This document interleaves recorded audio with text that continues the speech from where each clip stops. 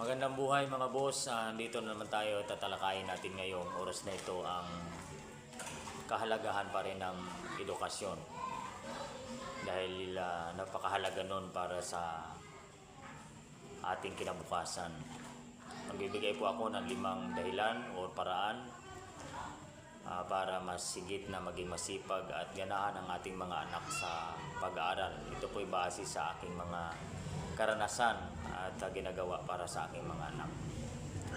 Una, mga boss, magbigay tayo ng responsibilidad para sa kanila. Yung mga simpleng gawain ba sa tahanan.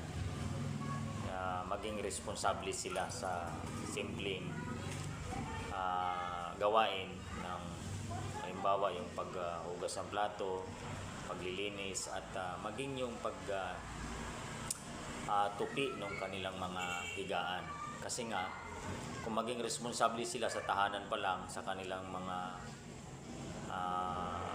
pananagutan bilang membro ng pamilya, maging responsable din sila sa kanilang pag-aaral, doon sa kanilang namang mga gawain na may kinalaman sa pag-aaral.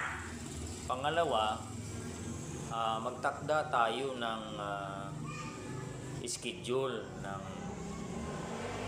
pagsasagawa ng kanilang mga aralin, o magtakda tayo ng schedule para sila ay mag-aral, hindi yung pinapayagan natin sila na ubusin yung kanilang oras, panahon para sa mga bagay na wala namang katuturan at walang kinalaman sa kanilang pag-aaral. So magtakda tayo ng schedule, i-monitor natin sila doon sa kanilang mga aralin. At pangatlo, para sipagin sila at ganahan sa pag-aaral, bigyan natin sila ng mga words of encouragement